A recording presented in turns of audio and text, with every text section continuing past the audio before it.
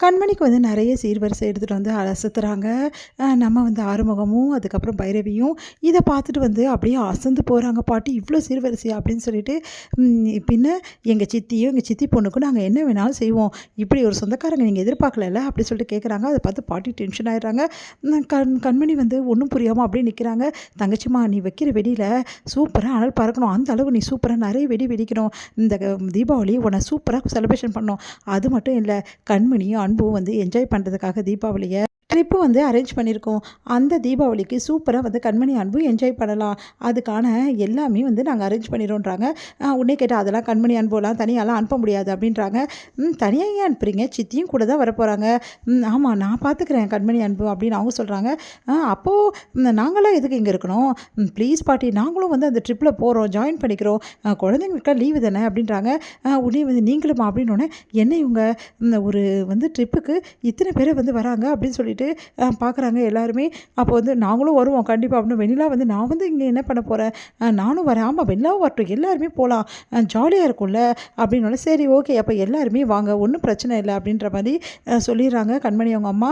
அதை பார்த்துட்டு வந்து அன்பு வந்து எல்லாருமா வா அப்படின்னு சொல்லிட்டு, இது வந்து தனியான ட்ரிப் மட்டும் புதுமண தம்பதிகள் ட்ரிப் மாதிரி இல்லை, எல்லோரும் சேர்ந்து போகிற ஃபேமிலி ட்ரிப் மாதிரி இருக்குது அப்படின்றாங்க எல்லாருமே.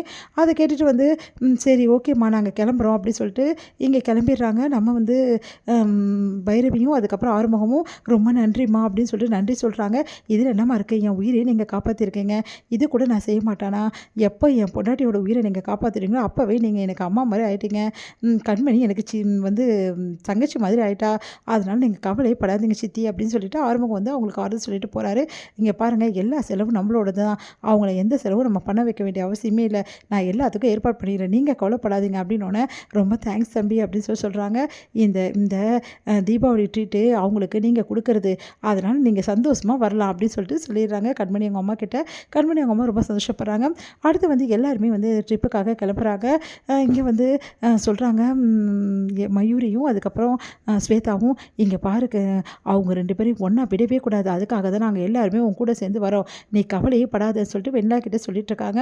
அடுத்து எல்லாருமே அந்த ட்ரிப்புக்கு போகிறாங்க, ஒரு இடத்துல போய்ட்டு தங்குறாங்க. அப்போ கரெக்டாக வந்து குழந்தைங்களும் ரொம்ப சந்தோஷமாக இருக்காங்க. இங்கே பக்கத்தில் வள்ளி வந்து முருகன் திருமணம் நடக்குது, அங்கே நீங்கள் வந்து போனீங்கன்னா சூப்பராக இருக்கும் அந்த நாடகம், அதெல்லாம் போய் பாருங்கன்றாங்க. எல்லாருமே குடும்பத்தோட அந்த நாடகத்துக்காக போகிறாங்க. அப்போ கரெக்டாக அந்த நாடகத்தில் நடிக்க வர்றவங்க வராதால் நம்ம கண்மணி அன்பும் வந்து வள்ளி முருகனாக வந்து திருமணத்தை வந்து நடத்துறதுக்காக அவங்க 2 பேர் நடிக்கிறாங்க. அப்போ 2 பேருமே ரொம்ப உணர்ச்சி வசப்பட்டு ரொம்ப சந்தோஷமாக வந்து நடிக்கிறாங்க. அப்போ நம்ம கண்மணி கிட்ட அன்பு வந்து ஐ லவ் யூ சொல்கிறாரு. கண்மணி ரொம்ப சந்தோஷப்படுறாங்க. அடுத்து தாலியும் கட்டுறாரு. இவங்க 2 பேரோட கல்யாணம் நல்லபடி முடிஞ்சுது அப்படின்னு சொல்லிட்டு எல்லாருமே ஆசீர்வாதம் பண்ணுறாங்க. இதையெல்லாம் பார்க்குற வெண்ணிலாவுக்கு வயிறாக எரியுது, செம்ம காண்டாகிறாங்க. அடுத்து வந்து செம்ம டென்ஷனாக வந்து உட்காந்துருக்காங்க.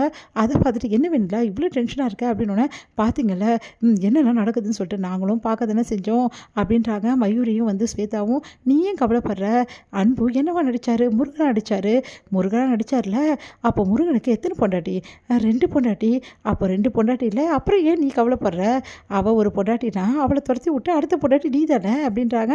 அதை கேட்டு சந்தோஷம் தாங்க முடியல வெண்ணிலாக்கு. இருக்கட்டும் இருக்கட்டும், அந்த ரொம்ப சந்தோஷமாக இருக்கால கண்மணி, இதோ வரேன் அப்படி சொல்லிட்டு போகிறாங்க. எங்கே போகிற இவ, என்ன 2 பேருக்கும் வந்து குடுமி பிடி சண்டை தான் அப்படி சொல்லிட்டு 2 பேரும் சிரிக்கிறாங்க.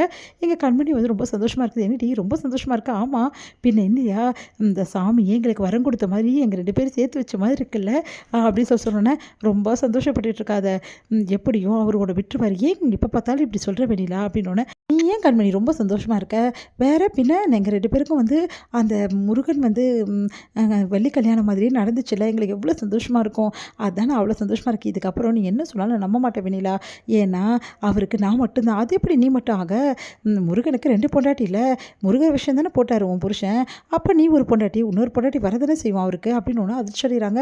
ஏன் வெண்ணிலா இப்படிலாம் என்னை போட்டு வந்து கஷ்டப்படுத்துகிற, இந்த மாதிரிலாம் ஏன்டி சொல்கிற அப்படின்னு, நான் உண்மையை தான் சொன்னேன், அப்புறம் ஓ இஷ்டம், நல்லா அழு, சிரிச்சிங்கன்னா இருக்க சந்தோஷமா, இப்போ அழுவலை அப்படி சொல்லிட்டு சந்தோஷமாக போகிறாங்க வெண்ணிலா. இதை நினச்சி வந்து ரொம்ப கவலைப்படுறாங்க. நம்ம வந்து கண்மணி முருகனுக்கு 2 பொண்டாட்டின்னு சொல்கிறாளே அப்படின்னு சொல்லிட்டு மனசு வருத்தப்படுறாங்க.